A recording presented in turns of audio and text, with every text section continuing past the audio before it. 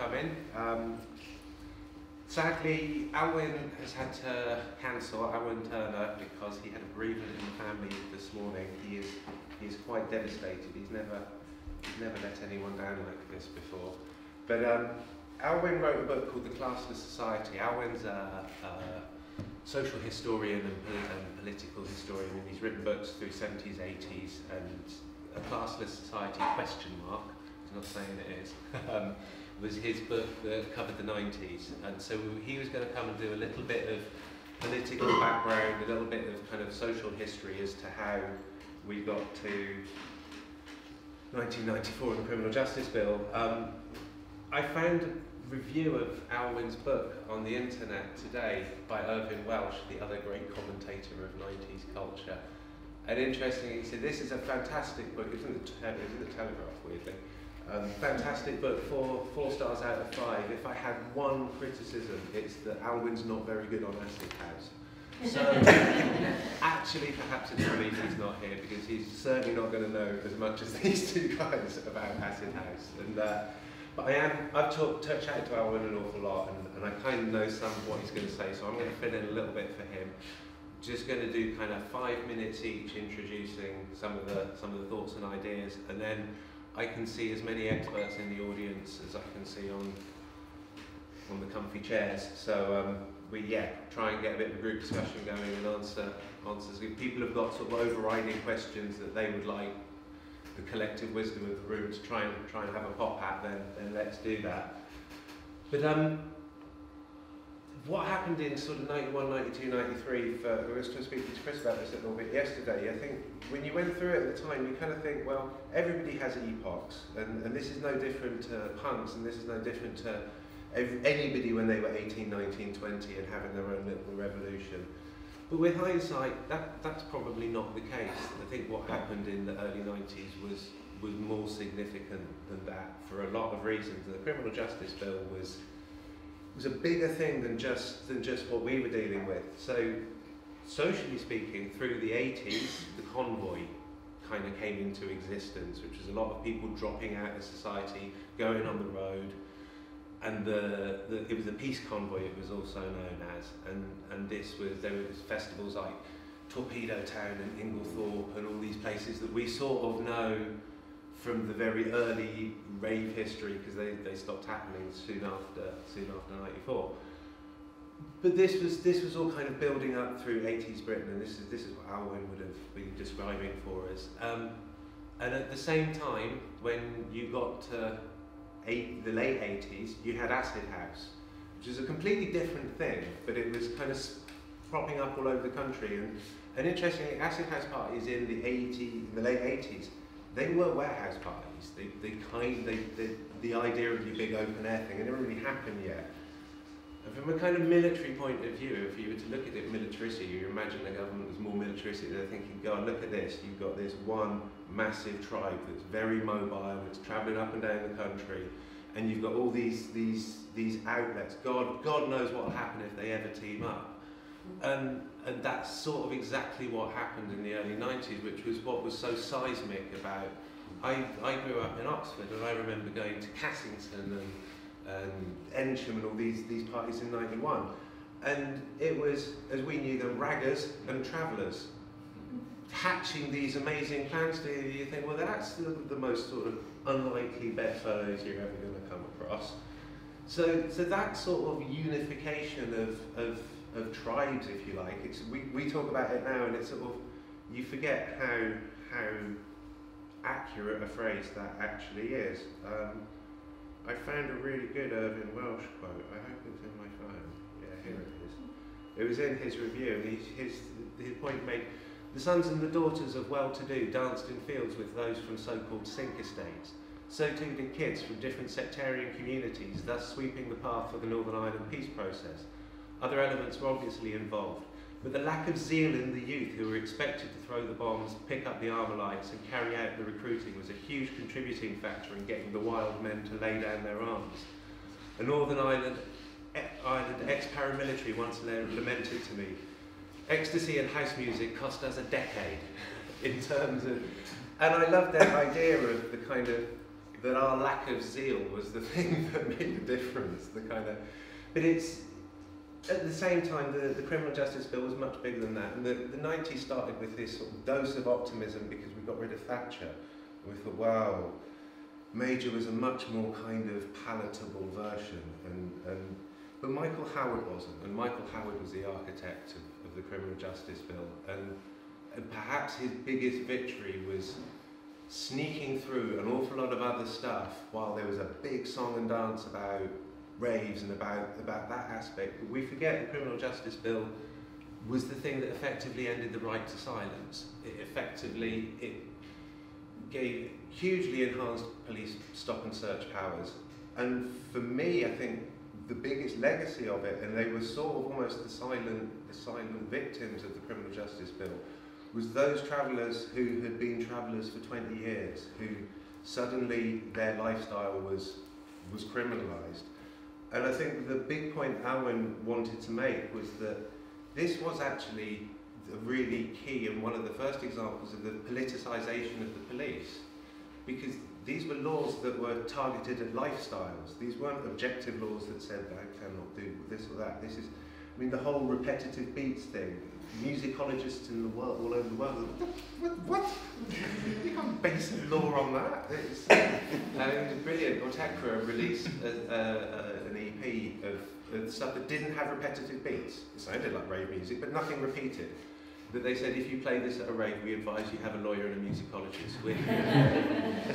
So, I mean, the absurdity of that clause, but it was a bit like Donald Trump. That bit's so ridiculous that it stopped you looking at the really sinister stuff. Just like Trump is so ludicrous, he manages to distract you from the really sinister things that are going on there. So, the Criminal Justice Bill repealed the Caravan Sites Act of 1968. So not only did it say you cannot assemble, you can't live on sites, it also removed the local council's commitment to provide sites for gypsies and travellers. So they were squeezed from both sides. And these aren't people that were generally comfortable coming to London, and a lot of these people are horse-drawn. They're not going to come and demonstrate. So they ended up being a very sort of silent, and probably the people. There aren't travellers like that anymore. Those sites just do not exist anymore. And I'm not so much of an expert in the acid house world or the kind of rave world, certainly not as much as these guys are. But I know that sector of society is now missing. Basically, it went to Spain. You can't blame it. The bit of Spain that looks like a moon. but that's a whole sector of British culture that's been sort of gouged out, and they're not coming back. So for me, that was sort of the most depressing. Broadly speaking, I like to think it failed. It didn't do a lot of the things and it certainly didn't get rid of us. But that wasn't without it. That wasn't without some serious pain and some serious losses. So yeah, that was kind of roughly what Alwyn wanted to say. And yeah, maybe Chris or Phoenix, I don't know who would like to. They're an angry audience. Yeah, I mean, for me, when we I think Castle Moore was the catalyst for all of this, and as Ellis said, it did frighten the government, I think, and exactly what you're saying about the laws being changed and the laws about repetitive beats being put in, being so ludicrous, they were cobbled together very quickly. Interestingly for me, I just think that we were all really expecting the CJB to come in and there a lot of changes to happen. And as I said to Ellis on the phone, we remember sort of this weekend coming up, and it was the first weekend we were going to go out and do a squat party. In fact, it was Jibber. People remember Jibber Jake, and Jibber was like, I don't care, I'm going to go do a party this weekend. I don't give a fuck. So he got sound systems together, and there was a massive tension about it all. I remember, of course, he threw the party. Nothing happened at all. CJB came in, he did that party. The next week there was another party. The week after that, another party, and so nothing actually changed. And interestingly, over the last 25 years, I don't think the CJB's ever been used to stop any party that I've ever been at or been involved in. Noise abatement is the one that most people have problems with. All the sound systems being taken. There's a very famous Hackney Council, a bunch of cunts, song which came out from our staple labels at the time, and that was when they took the sound system immersion, and that was because of noise abatement. I remember the party really well. It was in Stoke Newington, and we just ignored the police, and they went away. Of course, came back when the party finished and took the sound system, which is exactly what they do now. Happened 2 weeks ago to a smaller party in central London. But yeah, the CJB didn't really affect the London squat parties, but what it did do is it before it even came in, it sent a lot of people abroad, as we said, a lot of travellers got affected by that. Of course, we were involved with Castle Morton, and we worked with, funny enough, a group of people called Conspiracy. And when we did Castle Morton after Lechlade, we hooked up with Liberator, hooked up with Conspiracy, and for the first time with Bedlam at Lechlade, which I think was when we were talking about the original festival, we chopped before, wasn't it? Because it was all linked with old traveller festivals. Yeah. Well, it was the Beltane Festival, basically. Yeah. So it was interesting because a lot of the travellers didn't really want the techno at all. You know, they were very much against it, and it got spiraled, as we used to say, because Mark and it certainly got spiraled. Yeah, the Spiral crew, bless them. Like I still see all of them now. They were very, very militant about, you know, doing parties, and because they'd done their own things. But when it came to 91, 92, when it really kicked off, they appropriated those dates and those festivals and turned them into techno raves, which was great because we were all into that. But not everybody was. So, and there's people like Wangos and people still putting bands on and stuff. There was an attempt to keep that side of it going. Yeah, Castle Morton was the big thing, you know, that really cut it all down. And I remember why. I remember going to Castle Morton, and I remember someone saying, "Oh, it's just been on TV." Every kid in the country saw it and went, "I want to be there." Like, and of course went from being probably what would have been 5,000 people to about 40 or 50,000 or whatever it ended up being. But the CJB was threatened after that, and we all started talking about it. As you say, we'll take a release that record. There was a lot of other people doing stuff, and the threat of it pretty much sent, you know, and the fact that a lot of people have been charged from Castle Morton. Conspiracy, who we worked with, they all got charged. We managed to get away with it, and quite a lot of people did. But Conspiracy, they were just like, you know, they're threatened with jail under breach of peace laws and various other things, and they just, you know, that was it for them. A lot of Spiral people, and a lot of people that weren't Spiral Tribe got charged, and of course it frightened them, or they say it didn't frighten them, but they all disappeared to France and started the technical scene there. And Bedlam went as well, who we worked with, and it was pretty significant what it did to the rave scene, and there never was a UK technical of any size after Castle Morton. Although there was, and still is, attempts at doing it, and some have been successful. So it did its work before it even came in, but didn't stop the free party movement, or, you know. And of course it has plus sides. I mean, Spiral Tribe started the whole French tech thing, and that's spawned a new culture, which has also been imported back to here again now. We've got, you know, we've been talking about festival culture here now. It's been appropriated by the system. There's now, what, 900 festivals, you were saying, in the UK? Currently, there's 900 festivals up and down the country, but they're commercialised festivals. They're paid festivals, but some of them, as we know, people like Boomtown have managed to stop. You know, they don't have corporate sponsors. They still do it on their own terms. It's still without corporate sponsorship. Yeah, there's loads of small ones. I mean, you know, just last week, Education, all these kind of really small ones, which are very, very significant underground experiences, and still turn people on, if you like. And there's still, despite what you say, there's still travellers, I know, there's still horse-drawn people, there's still, you know, I've played at Beltane Festival, horse-drawn things in the last few years. There's still people out there doing that stuff. And a lot more than the state would have you believe. Yeah, exactly. So I think they tried to make it harder. One of the horsemen they made a law to make it illegal about grazing your horses by the side of the road and stuff, just bit by bit, trying to make it harder and harder. Yeah, and here you have alternative culture in action in the city still today. So we have things to be thankful for, and the culture still thrives in a different way. So yeah, I think the CJB failed, in my opinion, but it scared people, and it stopped that massive, you know, Pied Piper sort of thing. All our kids are being stolen away, and all these alternative lifestyles are going to take the country by storm and, you know, we're going to have a revolution. It didn't happen, but it did in a different kind of way. Yeah. So, yeah.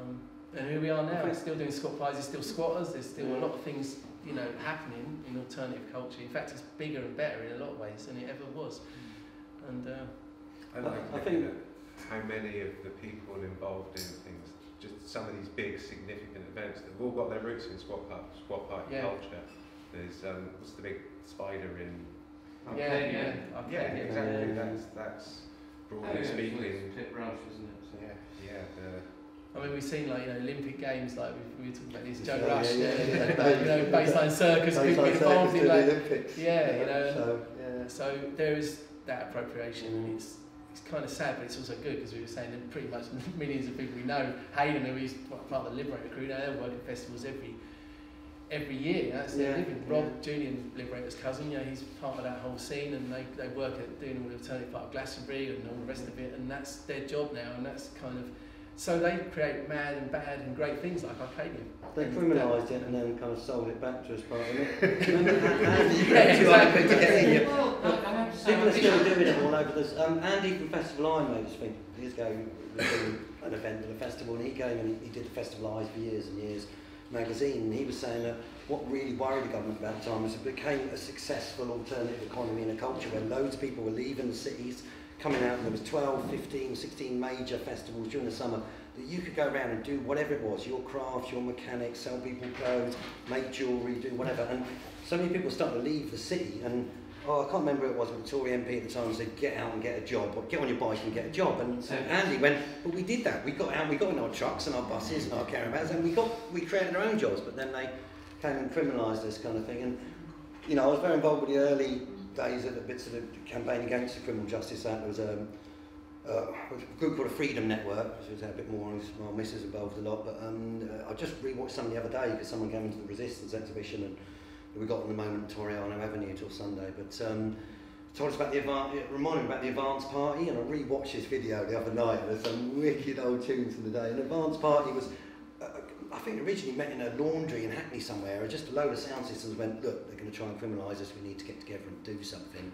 And then the Freedom Network kind of came together of, there was a big meeting at the Cool Town in Brixton, which is our kind of sister squat in South London to the Rainbow Centre in North London, and there was like, you know, 50, 60 people from all these different groups all over, and one of the things they said was, you know, the Tory party at the time actually created a massive alliance of all of us. They didn't just attack travellers, they attacked squatters and protesters who were jumping on bulldozers at Twyford Down and different things, and, you know, party people, which was a complete spread of society. All different sorts. Even my dentist was telling me he used to go raving and doing this. All sorts of people. They attacked and brought together a big alliance. So in Cool Town they had this Freedom Network Interactive Diners Club, but it was a massive spread of people, you know, DIY sound system from Nottingham and Positive Sounds from Brighton, and all these different groups, and Hunt Sabs had come, and, you know, all these, you know, road protesters, and everyone getting together going, right, we've got to do something, we've got to stop this. So there was a couple of big marches, there was 3 big marches and all kind of thing that were organised.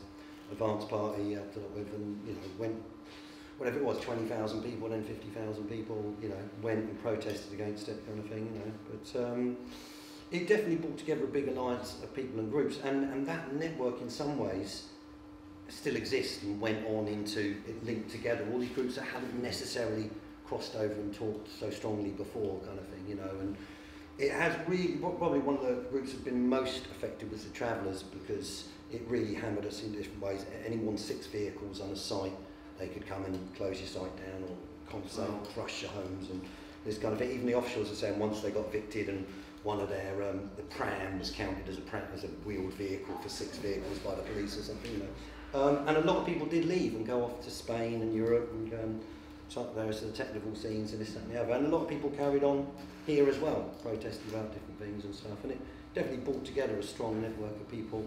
And, you know, it hasn't stopped us. We're still doing it. We're still doing spot parties. We're still doing festivals. And yes, it's, you know,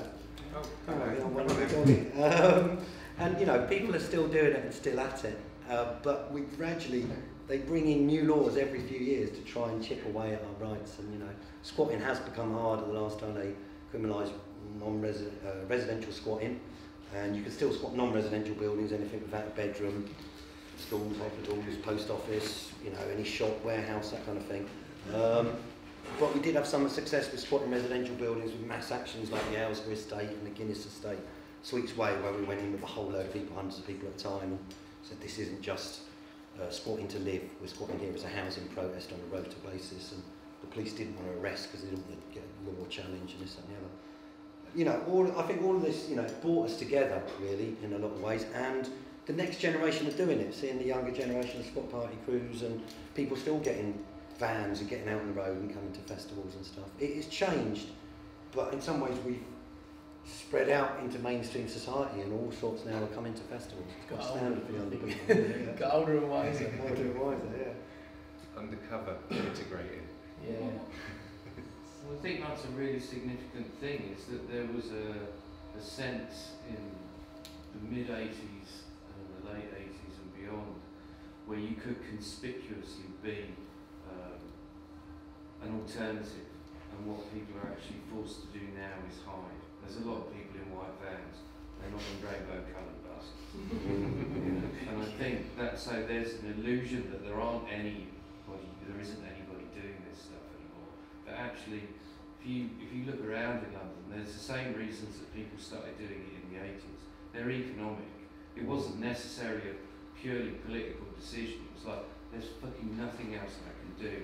I've got to live in the back of the truck because actually living anywhere else is financially impossible. And that is a life-changing moment, and it does politicise people. And in the 80s and the 90s, created a very big movement which massively threatened the state. And they took actions that were appropriate to it. Well, I think as well, because it's a collective, people that went through the raves here, there was millions of people that did. You know, it doesn't go away. You know, No. The thing that you see with people, from my point of view, meeting people across the world and in England all the time, is it stays with you. You know, this changed my life. This is something that, you know, everything that I learned from alternative culture is now part of my life. Just because, as you say, it might not be shown in the way that I dress or the way that I am, you know, it's in my brain, and it's a collective change, and that collective change is the thing that makes society change. You know, I mean, I've seen massive changes. I'm 53. When I was a teenager, and I remember going to Stonehenge and stuff, and back in the day, and it was a life-changing moment. Yeah, I mean, those things change me, but they change everybody that participates in it, and we don't have a lot of written history about our culture. You know, we don't have it written down. It's not in, you know, as I always say about dance music, it's not our version of it. It's not the mixed mag written version, Sure. you know. But it doesn't mean that it didn't exist, and it didn't exist in everybody's heads, and didn't happen to us all. And thousands and millions of people went out raving on that alternative, in that alternative scene, and lived that lifestyle, or squatted, or lived in trucks and travelled, and it affected people. And that is a collective history. And that is a collective movement that doesn't go away because it's life-changing, and it'll change all our lives. It changed the world as well. What we don't realise, you know, we do realise in various ways. I went to this rave story thing that Billy Bunter does every year, and had Ragga Twins and Two Bad Mice and all these old school crew, you know, that used to do the Rat Pack and all that. And they were talking on a panel, and one of the guys from the Ragga Twins was saying how before that there was a very divided kind of, you know, different clubs for different, you know, black and white and rich and poor and this and the other, and he got refused going into Camden Pally because they said, you know, because of the colour of his skin rather than what he was wearing, the guy was turning him away and stuff. And but he said when rave culture came in, suddenly you had everyone, all races, all cultures, all classes dancing together, getting together, and it really shifted things, and it spread it around the world. You know, one of the things we're doing with a resistance exhibition is charting some of the party and protests, you know, photo and video, and encouraging people to kind of write their stories, like a people's history, and record it and put it out. Because part of what we chart is like how Reclaim the Streets came out of some of the road protests, came out of some of the festivals and squatting and this, that and the other, and the early street parties, how that kind of went from, you know, street parties at Claremont Road and the one in Camden, one in Islington, and then spiral around the country. Suddenly Brighton's doing it in Sheffield and Manchester, and suddenly they're doing it in Italy, and they're doing it in Canada, and they're doing it in over here, and all around the world. Suddenly that sound system, party culture and protest as well, suddenly, you know, we start getting off all the international summits, Seattle, Genoa, Prague. You know, Seattle had 250,000 people, Genoa had like 400,000 people, and I think the authorities got really, really worried that we were coming out and using sound system culture to protest as well. They'd united us a bit through this Criminal Justice Act, and loads of people coming in. You know, we've seen a lot more repression since 9/11, and might be a opinions on that or whatever, but they have massively reduced our rights in a lot of civil rights, human rights, not just in this country but all over the world. But that sound system culture, they can't stop it. People are partying all over the world and have got together, all different walks of life, celebrating and partying. Partly, you know, we all influence each other in all these different countries, but because they suppressed some of it here, people went to Europe and then it spread around the world, and you can't stop a good thing, you know. People keep raving, partying and protesting and keep at it, you know. It's frightening to see when you move here and realise how suppressed it is here. You know, my cousin, he started one of the, with a few mates of his, one of the first Czech sound systems, and they travelled around Europe, and they met all the people you mentioned in France and all around Europe, and they moved it on, you know, to places like Romania and Bulgaria and Ukraine and all that, and they are now starting their own sound systems, and it is definitely a whole thing, so yeah. Simon used to have a photo above his studio of him and Sebastian, I think, shaking hands with the mayor of whatever Czech town they were doing their technical outside of. The mayor was genuinely a happy man, beaming. The one just doing that for camera, and it's, yeah, so exactly as you say. And then the state did smash one of the Czech things, didn't it? Like, yeah, you know, so like, you know, you never know when the state's going to come back and bite you in the leg. But then see, on the other hand, the year after, they were given, you know, army space where they had 40,000 people, and I was there, and it was just the opposite side of what freedom of steel was meant to represent, which was just, you know, commercialized, I don't know, chicken trucks and all that. So then the Czech sound systems decided we are not doing this anymore, but we are still going strong. They had a 7,000 people party just a couple of months ago, so it's still going, just not on such kind of group, big scale. They just broke it down a little bit. I guess similar to here, so you're not... It's definitely, I mean, again, you just move, you know, change, don't you, to get around those things that happen. But, I mean, Czech thing, I know quite a lot of people from Czech, and I know there's a good scene there. We love the Czech. So is somebody who wanted to make a point? Yeah, I was just going to say, like, you know, the decline of, it's still like, even though you can see it around, you can see its spirit, there's like you can see with like the fall of jungle music and like that kind of reggae influence, like there is like a loss that has happened, you know, in terms on a creative level as well, you know, like, and it's like it's become, you can see how the space has become whiter, more middle class, and yeah, I don't know, like there is something about party culture. It's just been, even though it still exists, it's been taken over. It's been diluted a little bit in a sense. Because like grime came out of. That's true. So I get what you're saying about like middle class, but like, you know, things happen then. Why continue to grime? It does sort of evolve, but I don't think we've lost anything. One thing it's been spread out into other channels. I feel like we've really lost a lot with the criminalisation of residential squatting, and they made it really fucking hard for us in a couple of years after. Really brutal the way they went after squatters. A lot of, you know, I could tell you some horror stories, people getting through plate glass windows and women getting beaten up, and they really seem like they hit us hard, and less people squatting and, you know, doing more IPOs. And squats were a real, looking for a better word, but incubator of all this creative stuff. That it was free, like, you know, when they were trying to criminalise it, the last thing I think the Squash campaign came up with a list of, and it was fucking impressive, of like 100, 200 really well-known bands who came through squats. Like Sweet Dreams was only written by Eurythmics because they could afford to buy a keyboard because they were living in a squat in Camden Square. And when we used to run squatted social centres, community centres, people would come in and say, can I practice my theatre, can I practice my band, can I paint a banner, can I organise this, can I do that? And we were like, great, we've got a 20-room place, get in there, go for it, this, that and the other. And I was saying to some mates a little while ago when we were doing the Hive in Dalston, you know, that, come on, why don't you guys, if you squat a social centre in South London, we'll do one in North London, you know, we've had to go some legal ways to get some spaces, but, you know, keep squatting, keep doing stuff. And they were like, yeah, the thing is, we get IPO 3 in a row, you get kicked out of 2-3 weeks. And I was chatting on a tube to another, like, I think it was like German or Czech squatter guy on a sound system. He said, yeah, we've been kicked out 3 weeks in a row, 3 times, but we've got another youth centre in South somewhere we've had for 8 months. So, you know, you've got to keep at it and keep going. Sometimes you get longer, but they definitely made it harder, and there's less spaces for this culture of everyone's welcome to meet and stuff. And they've commercialised a lot of our spaces. It's, you know. Right, yeah. I think that something that's very easy to miss, but I think there's a real historical, economic perspective on this, the subcultural thing that's kind of happened and been diluted, is that when Thatcher came into power, she made an absolute decision that it was much better to put people on the dole than to fund nationalised industries. And so when she came into power, there was 1 million on the dole. Within 2 years, there was 3. And what they didn't know that they were going to do was spawn a healthy subculture. So if we turned into an argument about HDB, because I'm sorry. We'll stay off HDB for this week. I'm getting development people, sorry. I was just thinking, like, what's the most modern equivalent of the CAB I can think of that's come in more recently? It would be Form 69, where it was, where you had some.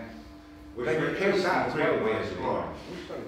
I just like CJB, you couldn't really put into words how you're going to criminalise the entire form of music. So the closest they came to criminalising techno and house was the repetitive beats thing. They brought in Form 96, whatever it was, to effectively criminalise grime, and the only way you could do that was basically in the most blatantly racist terms possible by asking promoters, are you expecting more than a dozen young black kids at this gig? And I'm just thinking, like, if music trends coming and going, what's going to be the next thing they're going to try and do to try and, in a really abstract way, criminalise the type of music, because there's no other way they can take away all the freedoms surrounding it, if you see what I mean. I'm just wondering, because you said that they keep chipping away at all the other freedoms that they had before the CJB. Is there anything left, basically? How much further can I go? Well, it's a slippery slope towards fascism, as one of the guys who occupied Parliament Square said. Unless you stand, most of our freedoms for the last hundreds of years have been because people have stood up and kind of struggled and protest back, from levellers and the diggers through to the suffragettes through to nowadays. And one of the things I feel that was the way they limit festival culture, that you get all lively, shall we say, you've had something, and suddenly you get to a dance stage and at 1 o'clock it's like, the music goes down. And we used to be able to dance till dawn and enjoy it, and they are just gradually chipping away at your civil liberties, and you have to get together and organise and push back. They just want to make money out of it, as you were saying about neoliberal politics in the last 20 years. Is just basically they just want to take as much money from everybody on the bottom to filter it back to the top through obviously all public owned companies with shareholders, all that kind of stuff. They just want to eat away at it and make money out of it, and that's so. I don't think they necessarily. I don't think they want to ban music anymore. They just want to take a cut of it, and I think alternative culture is always a target for that, The type of music that's getting scapegoated at the moment, drill music, and the voice that a lot of young people now are using, where they might use pirate radio or something in the past, is it's all going out on YouTube. So the rights and the wrongs of drill music, but that's being attributed as the cause of a lot of kind of urban problems, and we obviously know that's sort of turning things round a little bit. Well, that's a diversion, though, isn't it? I mean, the real problem is complete lack of social investment. Yeah, the austerity robbery programme. Before the 2011 riots, uprising and stuff that went on, they closed 8 youth centres in Tottenham. The youth that we were working with, so they just turned up, and all the community centres just padlocked up. They haven't told anyone they were closing them. They just closed them.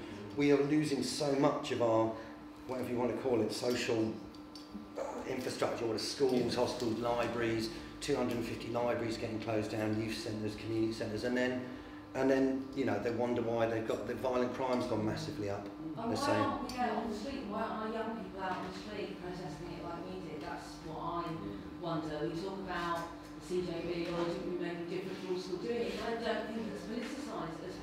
The creative spaces have gone. I mean, I'm sure there are some, but the creative spaces are gone, and like you said, there's places where people met up and planned and did stuff like that. And I think that that's an enormous thing. I was talking to a young Spanish guy the other day who came from Bristol about the parties. Me and my mates were going, what's it like partying in that sort of crowd now? Is it like, is it all still about the feeling and the tribe and all that? And he said, no, everyone's just getting fucked. It's just about getting fucked. And that's fine, we've all been there, we've all got fucked. But do you know what I mean? It's like, is there that's really worrying to me that that we're not out. Can I say that I think that there is a different, there is a process in the younger generation, but we're older now, and I thought it was interesting when I remember seeing kids going on strike at school a couple of years ago against stuff. There's obviously, we're talking about the G8 process or the process the last few years. There is a different kind and a different way of things happening. You were talking about music being appropriated and jungle going and changing, but there's ragtime, there's all these new kinds of music. There's all, I mean, Bolter Fest last week, someone said to me, I just went there, I just didn't understand the music or the people or the kids, because there's a new festival with young kids doing it their way, and yeah, of course they're getting fucked, but that's what we used to do, we used to get fucked as well.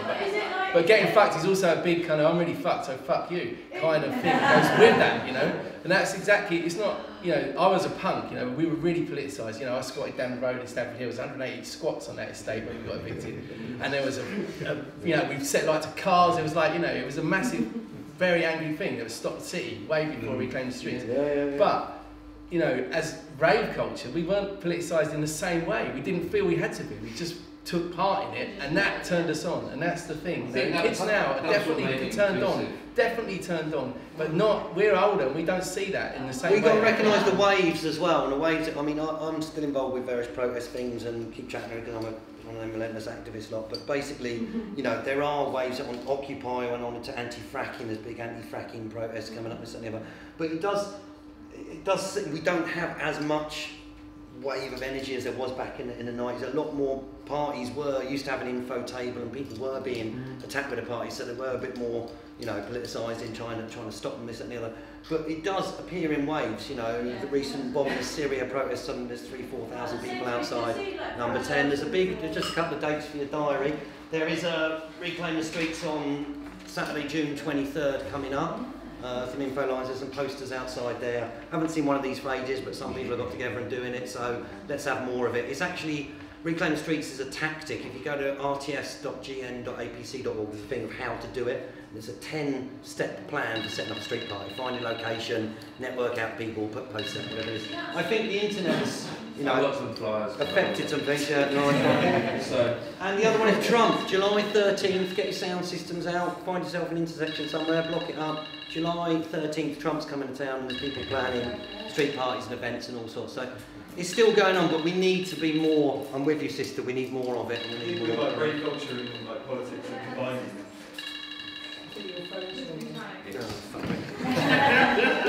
I mean, one thing that I certainly noticed that's different, when I first came across these kinds of raves, they were free parties. That's what they were known to be as, or we get the free parties. I don't know anybody that is pathologically doing parties for nothing. That seems to not be as common. There's always, it's not much money, but it's not about the money. It was those like spiral tribe like pendulum.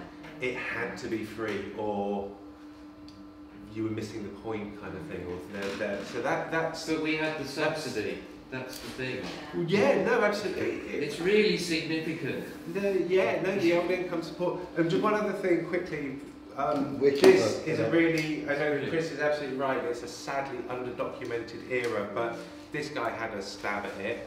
Matthew Smith is very expensive book, so I'm happy to say it's not expensive for a book of photographs. It's not expensive for the work that went into it, but it might be prohibitively. It's almost an entire Dolce. Yeah, exactly. So from that point of view, yeah, if anybody, it's also a little bit delicate, but yeah, feel free to sort of pass around and have a look. And there's also Molly's book, Out of Order, which kind of is not, looks at the period after, so in a way it's the sort of 5 years immediately after, or a bit more, immediately after the criminal justice bill, and it's actually quite interesting comparing them, because we look tired doing this. Matt's got some of his photos in this, just quick plug for this one. It's the Resistance exhibition. We're taking around festivals. It's on at the moment Torriano Avenue, where they used to organise the Stonehenge campaign, 99 Torriano Avenue. It's only on till Sunday. Friday night we've got a bit of music, and Saturday we've got the anti-fracking film, Power Trip kind of thing. But basically check it out. The plan is to take it round about 10 different cities over the next couple of years, and have a bit of a party at the beginning, part at the end, workshops in the middle, and try and get networks of all different sorts of people to come together and organise to take action for the environment, for community, for having music and having a good time and stuff. So Resistance exhibitions on Facebook, and also 99 Torriano Avenue Sunday. Lots of photos, lots of video from like free festivals in a little bit Greenham Common, mainly it's 90s free protest culture, Reclaim the Streets, right up to kind of like goes through anti-war movement into Reclaim the Streets, anti-war movement, climate camps, into kind of Occupy and anti-fracking, and shows photo and video of that. And it's important, last bit really is to learn from the past. We're helping people to archive some of this stuff that's now pre-internet's getting lost, so record your own people's history, learn from the past and organise for the future. Learn from all of these different protests down the years and get organised for the next stage. Can we get, I think there were a few. Yeah, absolutely. Karen. So just to add on to what you're saying, and that is, at that time, nobody had to pay for university either. And the kids these days are on like 10 grand a year. Right? I didn't go to university as a young one, I didn't get A-levels as a young one. I came up to London and Scotland. And I was in Stepney, where there was Leslie's, where you could go and get a blank key to put in the Cytex bar to go back and you cut your key. You know, I mean, and that was part of this whole thriving subculture, you know, and from that, you know, I progressed onto the scenes. I was part of Zero Gravity, Clock Shop, and then we liaised quite a lot with Liberator, various parties in Dalston and stuff. You know, and I think at that time, I mean, I know for myself, like we really thought we were co-creating and dancing our utopias. You know, a world that really was anti-racist, anti-sexist, anti-homophobic. We really believed that. And, you know, we were. And I think that's the thing to remember, is that you were. But it hasn't translated into the actualities of the real world. And I feel like a dinosaur. I mixed with a lot of young ones. And they like listen to the stories of the rave scene, like, what, really? This really happened? And, you know, I see a lot of identity politics, so people are gathering around identity politics because it's the only way they can think of to challenge the system. They're not challenging the system from getting together to dance. You know, it's becoming much more compartmentalised, and there's a real absence or a lacuna of a space where people come together to dance their differences out, you know, and that's what I'm sad for. But I think it's really important that we just keep the story and keep also sharing the knowledge and the energy of that time. But don't you think, that's what I was saying earlier on, because I keep getting, I obviously feel the same way that you do and everybody else does, but I still think that it's a different age, you know, so we were able to do that for all the reasons that you were saying, and we keep saying, oh, why don't the kids do it like this? But they can't do it like that for exactly that reason. Yeah. But there's also a different way. I mean, reclaiming the internet might be a better way of doing it for people now. We're not young kids in this environment, and my children are growing up, and they're just totally different. The way they respond to everything is totally different to the way I responded. And when, you know, I remember people saying, oh, well, it's not like the old days, you know, when I was young, I'm thinking, you fuck. And that's exactly what they must be thinking about us. Because can I talk as a young person? Yes, you can, sorry. Not to say. We're fucking depressed, like we're so depressed, like what you've been saying about there being no safety net, there being austerity up in our asses all day long, all week long, like there's no security, everyone's on 0-hour contracts, like no one's like, the unions are a piece of shit, you know, there's no help out there, it's a hustle, life is a hustle, and it's like you can see that reflected in the drugs we've taken since rave culture. After rave culture, everyone was taking heroin. Now we're taking Xanax, you know, like I personally am not as optimistic as you are. I think there are some, like, you know, there are opportunities and there are rebellions that do take place, but I think the kids are depressed, to be honest. And you know what they say, depressed population is a lot easier to govern than an angry. Absolutely. Yes, they've done it, they fucking nailed it. Nick, sorry, you were going to say? Yeah, it was a little bit of a response to that. I mean, I'll just pick up a few things you said. I think the most successful aspect of the neoliberal sort of last couple of decades is the depoliticisation of everything. And that was the most successful thing that they pulled, was that I watched, you know, because took my later part in the late 90s with the party scene, and still going, thankfully. But you know, and what I watched was more and more things becoming dumbed down and depoliticised. And as you were saying there, some of this stuff was done almost as a political action, almost without thinking, because it would seem like it was a way of co-organising and a reaction and all the rest of it. But like what you see now is this further and further fragmentation of subcultures, depoliticisation of the entire society, and obviously then it's becoming even more fragmented through the mass consumption of the internet. Like, you know, yeah, I'm part of that scene. Oh, actually, most of them are in Japan. Like, you know, but I'm part of that scene. Well, you know, it's just not the same thing. People aren't meeting up face to face. But I mean, it's true what you're saying, you know, about like the depressing situation that's out there now. But the start of some of this subculture from the sort of late 70s and early 80s, well, you had fucking people going on strike and the winter discontent and all the rest of it. You know, the stuff was fucking bad then as well, and it came out as a reaction. And it's just going to take a few people. I mean, first of all, I think, yeah, you have to politicise stuff again. You have to politicise your music. You have to politicise your art. You have to politicise everything to actually fucking put that back in there. And also, you know, you need to start showing people that actually the only way to do is to take the fucking head out of the internet and go and co-organise with people and share what you've got and create and be creative in all of these avenues. And you can still do it, you know, like it has happened before, and how this stuff came about in the first place. But you've got to start doing that, you've got to politicise stuff, you've got to be serious about it. There's too much frivolity and just bullshit culture that's out there that has no fucking, you know, nothing serious at its core at all. There's no weight, no substance. You've got to put that back in. And that's got to come in at all levels, you know, we can make techno, we can politicise, we can make, you know, art, we can make visual art, we can do theatre, whatever, all that stuff can do that. That's the main thing that needs to happen to regain the balance of this. You know, the thing is though, they have enough laws now, they've covered everything. Yeah, they've just covered more stuff to do with communications that literally came into effect on the 31st of May. The final act of the RIP Act that's just come in. They've covered everything. They've got you whenever they want you, but they want you to do a certain amount of fucking naughtiness because it keeps you busy and it keeps you kind of holding it down. They won't let you start a peace convoy again. They're not going to let you start, you know, a big scene, but they will let you do little bits because actually it's either that or just going out and robbing people and all the rest of it. You know, they want you to do just about enough. But unfortunately, yeah, you've got to actually get to the younger generation. A lot of who are quite political, as you said, mainly wrapped up in identity stuff and all this other stuff. There is only one fucking enemy, and that's the capitalist system, and that is it. And as soon as everyone realises that, we move forward. And that was what's good about Reclaiming the Streets, because eventually they started off as an ecological thing, and then they started to target that because they started to put the message out there was actually only one thing that we need to concern ourselves with. Everything else is underneath that umbrella, and the same thing still stands, obviously. Thank you. There was something back, yeah. Yeah, I just want to say, following on from what you were saying about kids being too depressed to get up and start something new and exciting. Apart from anything, they're just scared, because after the 2011 riots, especially the amount of laws that came in specifically, you know, scaring young people out, putting a foot out of line, even if they all had, and I'm talking people younger than me, like, I'm scared to put a foot out of line because if I lose my shitty job that I hate, I'm finished. It's not much, but it's still a lot for me to lose. And imagine being a teenager who lose what little benefits trickle down from the government.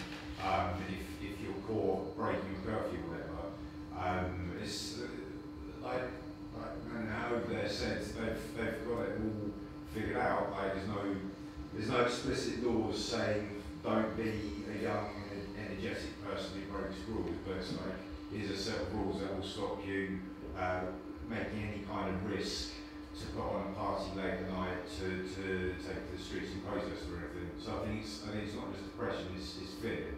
And if young people have a lot more to be scared of than they did before the riots, before the CJB, whenever. Do you know, that's why they use fear to control people a lot, and it does affect us. And you know, appreciate. I'm the same generation as this lot. Yeah. I went Go through the through same it, thing. yeah. Middle class, Yeah. dole, enterprise allowance, Yeah. Stonehenge. I did all that. Yeah. And I recognise many of them. Now, there's elements here that I think read some history, because the only time we started having some form of civil unrest that actually had real drive on the population was during the First and Second World War. We then come out of the Second World War. Now you think we have it tough now, but you know, really look back. Now I get the point you say when you're depressed. thinking of 13, 12-year-olds down mines. I'm thinking exploitation. I'm thinking population. Did you know Population London. before you reach the age of 20, you earn £5.90 an hour? That is your wage. If you're below 20 years old. Like, things are bad now. Like, I don't think people get that. But young people, I'm not saying they're not like. I'm saying you're not the only group in history who have had it bad. And I'm saying that's what we have to look at. Just because every now and then we get stuck in our own sense of reality at whatever decade point in history we are. I'm not saying things but can't it's change. worth having a look, it's worth looking. There was a point here that I did really disagree with, which is if you look at people like William Wilberforce, if you look at people that within governments actually did make some incredible progress. If you look at the Quaker movement, if you look at the birth of the Labour movement through the Methodist movement, now, I think it's very easy to get stuck in a certain point in history. And sometimes I think it's actually worth it for ourselves to look back and say, okay, this is what they did then. Okay, time is different, they didn't have internet, but my God, they did things. They supported each other. You look at the miners' strikes, you look at how that evolved. That was there's a point in the 70s, my bloke is the bloke who was supposed to be talking to you about this stuff up here, yeah? I listen on a daily basis, and more and more I'm beginning to realise that history really plays out. We need to start looking at that and what our possibilities are. It's not the same, but there are elements that we really need to explore. And not everybody that was a Tory or a landowner or whatever was bad. I'm not saying predominantly, but I'm saying people like Wilberforce, there were all sorts of people that really made some incredible cultural changes to our country. I find it really humorous in a way. I lived through Maggie, I was that time. And we hear Maggie bad. But actually, the joke of Maggie is, and you made a point of this, is that the further she pushed to the right, the more the culture of the country moved in the other direction. So you look at your sitcoms, you look at your literature, you look at your films, you look at the detective movies that we now do looking back, you start looking at those, and actually the culture of the country did change. I'm not saying it's perfect, I'm not saying it's ideal, but don't block those things. I'd like to, can we put it back to the bill a little bit, because that's why we came to we've digressed quite a long way from the original subject in hand. We don't have very long left. Did anybody have any questions? I always had a little question that I thought I'd throw to the audience is, do you think this could have happened post-internet? Like, imagine we tried to organise these things if we'd had the internet, or I wonder whether that hasn't had a bit of an impact on the big sort of cultural shift. So you know. Yeah, that was one of the things I was going to say. Apart from the raves, the other thing that politicised me at the time was the anti-poll tax. Yeah. Because when they had the big demonstration, the poll tax was introduced, and the way it was reported in the papers, and this was when we didn't have the internet. There were millions of people there that saw how it was misrepresented in the press, and it was all completely lies. And there were people from all generations there. And I remember it politicised everybody. It was like, they're fucking lying. The police started that, they trampled people with horses. And it was reported in the paper, it was the crowds. That politicised me, and I remember the direct action that was involved in the anti-poll tax unions was amazing. They would go down the courts and fight, and you get in thousands of people going to fight their council tax bill, turning up, and they're like, we can't see you, you send me a summons. And that, there was like elderly people, pensioners. I met a 70-year-old man called Mr. Bloom, who was like, he'd been a communist since he was a teenager, and he's like, I can't pay and I won't pay, and got up in front of the court.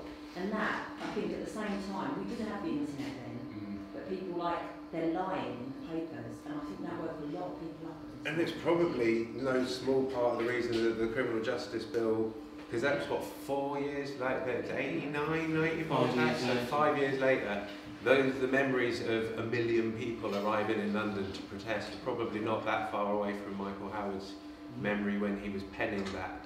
We occupied his house on the roof. I think a lot of these, you know, the free festivals and a lot of the rave parties were organised pre-internet. We didn't have the internet then. It was phone lines and ringing your mates. And the internet just means communication. It doesn't define anything. Actually, I've heard that there are more free parties going on nowadays than there were ever before. Not big ones. That can only help to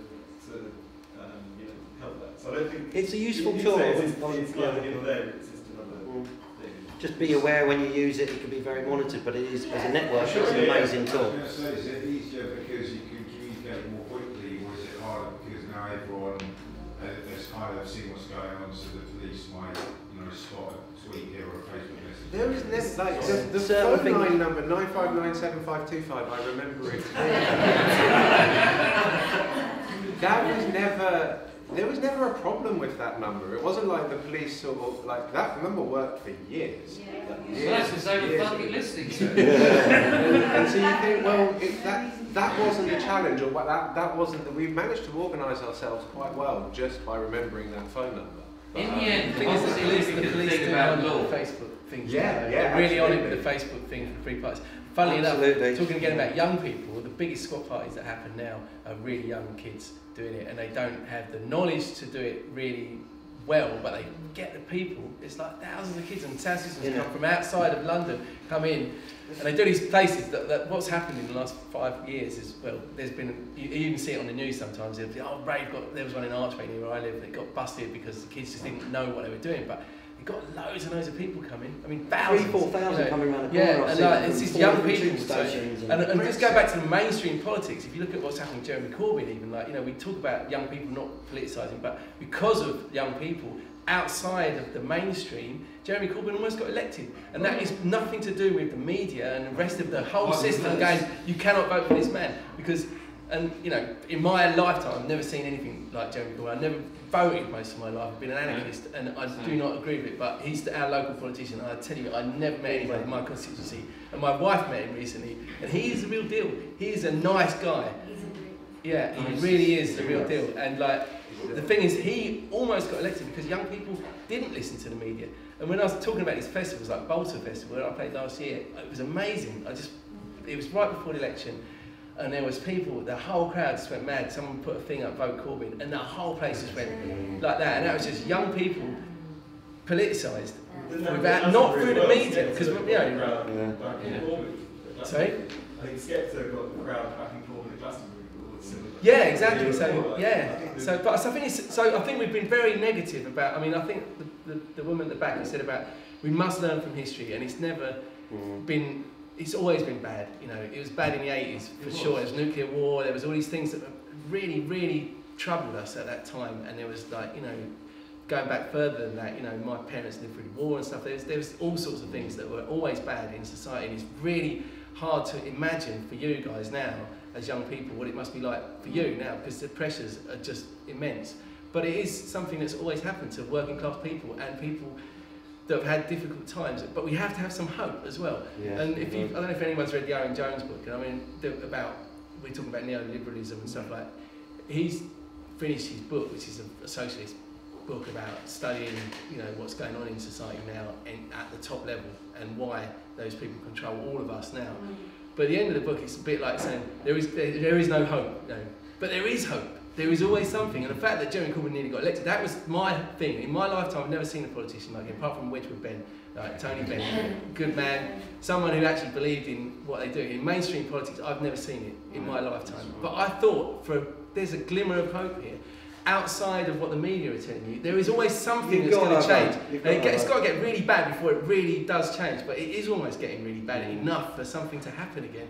And we have to hope that we are the people that are leading that hope. If we just give up and we always just no, it's not going to happen, there would be no squat parties, there would be nothing. The CJB would have frightened us all into silence, but here we are now talking about it. There is squat parties, there is illegal festivals, there is still stuff going on.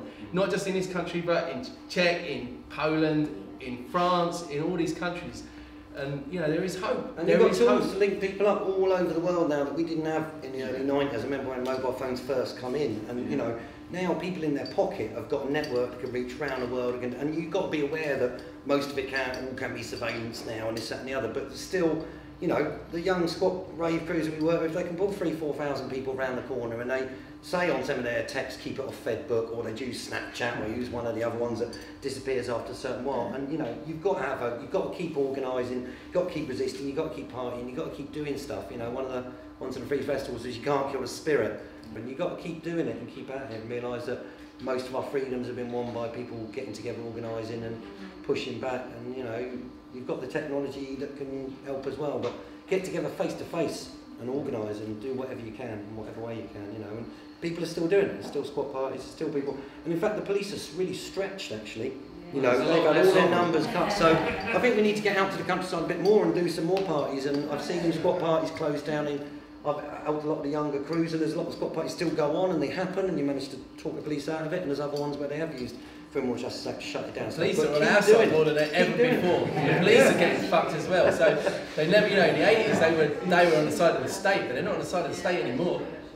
They comment about the tunes and all sorts. And for the record, Corbyn was against the criminal justice bill. He was one of a handful of Labour rebels that actually opposed it. And the point he made, I was showing some documentaries at the beginning, and they're easy to find on YouTube. Louise sent me this one, and he speaks about how the Labour Party opposed the criminal justice bill in Tory terms, on the Tory party's terms, that it wasn't an effective opposition at all, and it's exactly the point that you're making. But yeah, he'd already been an MP at that point for 16 years. So he supported us a lot when they tried to criminalise squatting in 2011 or 12 LASPO Act, and helped a lot of the squat campaigns. His brother's a famous squatter from Piers Corbyn from the 70s, Elgin Avenue, that had a massive, great big round Way occupied street with 300 houses, and they barricade themselves in, and eventually they negotiated, and they said, oh, we'll rehouse all the women and children but not the men, and they went, no, you rehouse everyone. It's the time of the GLC had 10, 20,000 empty buildings, and they barricaded the street for a while, and everyone got rehoused. You've got to see the waves of these movements, and there is hope for your generation, because another wave is coming, and we're all part of another wave. A lot of the modern squatting movement that went on into the Free Festival was started by ex-World War II servicemen who came back, found most of London bombed out, and they went and started direct action, occupying large, empty buildings, army camps, luxury hotels. And I think your generation needs to do it as well, with us, with all generations working together. We need some mass occupations again there is, you know, around the Grenfell town, there's all these, so many empties all around there and all over. There's over 1 million empty buildings in the UK. And what the government doesn't like is when we all get together and organise. There was mass occupations of the Guinness estate, the Aylesbury estate, Sweets Way, and they criminalised residential squatting, but we were squatting residential buildings. And because it was done en masse by lots of people, the government, police were reluctant to arrest because they didn't want a test case on it. And people were saying, we're occupying this as a housing protest. And it is fucking desperate for your generation. My daughter, you know, tells us some of the stories and that, and it's very hard. They cut housing benefit for whatever it is, under 21s, under 25s. But, you know, we need to keep organising all generations to push back. And that 1945-46 wave, it spread from Brighton to London to up to Scotland to all over. It got so big that the Conservative cabinet, somebody showed me in a minute, they're all really stressing about it. And then Labour came in, and then they realised they weren't building enough houses quick enough. And then eventually they kind of gave a semi-legalised of these army camps and this and the other, and let them do it. And, you know, we have got housing crisis, yet we've got 1 million empty buildings sat there. That's just like, there's nearly 500,000 hidden homeless people living on sofas, and as well as the street and bed and breakfast and this, that and the other. You know, we need to get organised, all generations together, to push back on housing, on the environment, on community. Where we can, I know it's hard. How do we make these spaces political again? Like, well, how do we make raving a radical act again? You know, so like.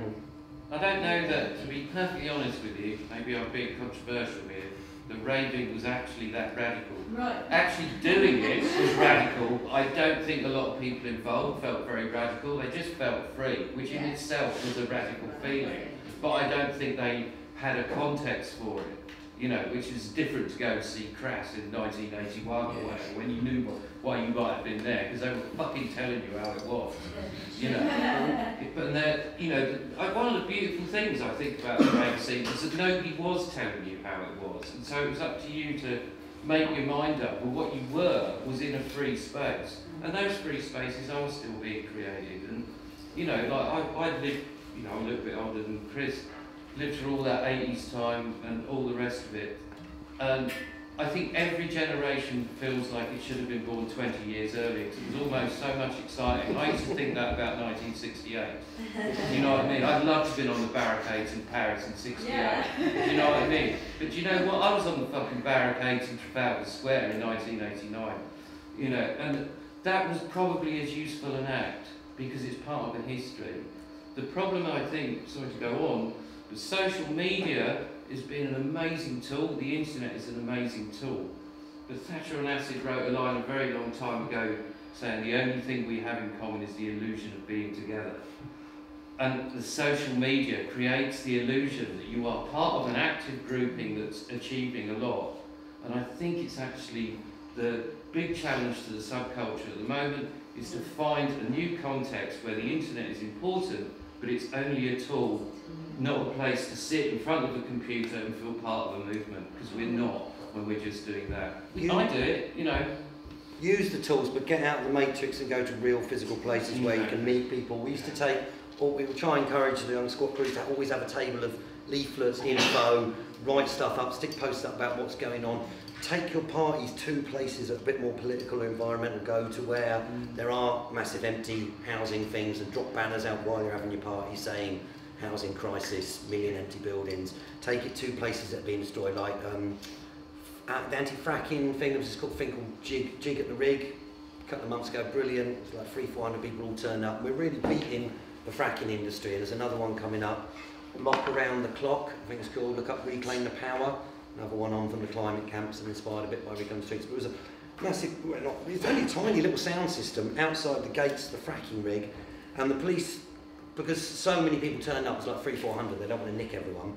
Anytime there's over 100 people, they stop work for the day on the fracking site. And we had a wicked party outside, all just dancing and people doing this rave aerobics, all these different moves. Take your parties to places that are going to make a difference, you know. Whether it's big empties and about the housing thing or the fracking or whatever. Keep going, keep doing it, spread the word, spread information.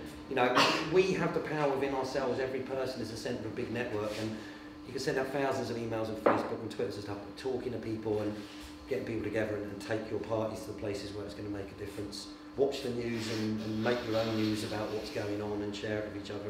Just keep organising. There's some quote from someone about what Babylon can't take is relentless, keep organising, don't give up. If you do one protest and one part, you get stopped, go on to protest, you know.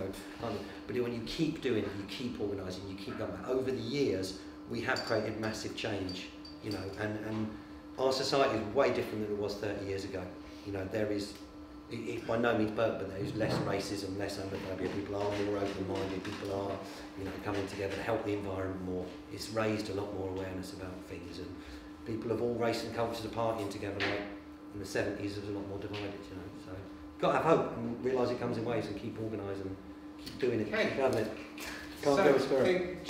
Do you want your closing word, or should we retire to the bar, or? Can I say something about the Antiuni? Yes, please do. Sherry, do. Sorry. I'm going to just very slightly about this event, which was amazing. Thank you, all of you.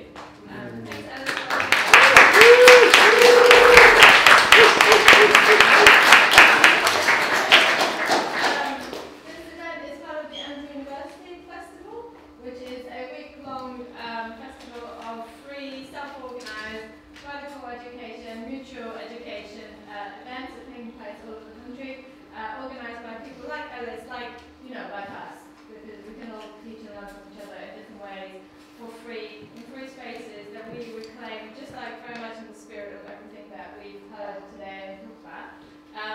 I'm going to do a really quick kind of highlights of tomorrow, because a lot of the stuff that's happening every day is really, really relevant. Like tomorrow we've got events about rent strikes, how to, you know, the history of, but also how to organise one, because that is like a place that we can all, you know, plan. We can all just not pay our rent.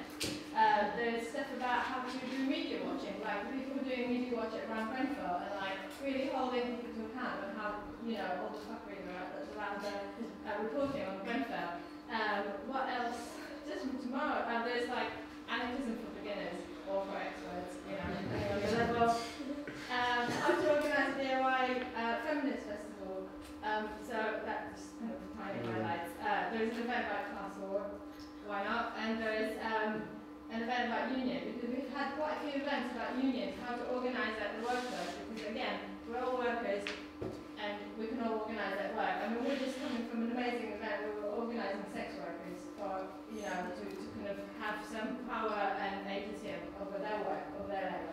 So all this is happening, and you know, at the Antiuniversity, and then on Friday, which is the final day of the Antiuniversity kind of forever, because this is our 4th festival, we're going to have a party here. And it's free, because everything's free at the Antiuniversity. And it's going to be wicked, and we're going to have like bands and like a political belly dancer and like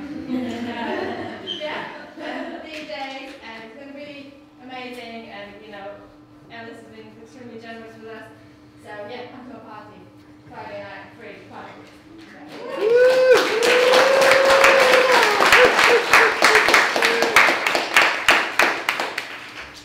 Great, well, thank you very much everyone for coming. I'm sure we'll retire to the bar and continue the important conversation.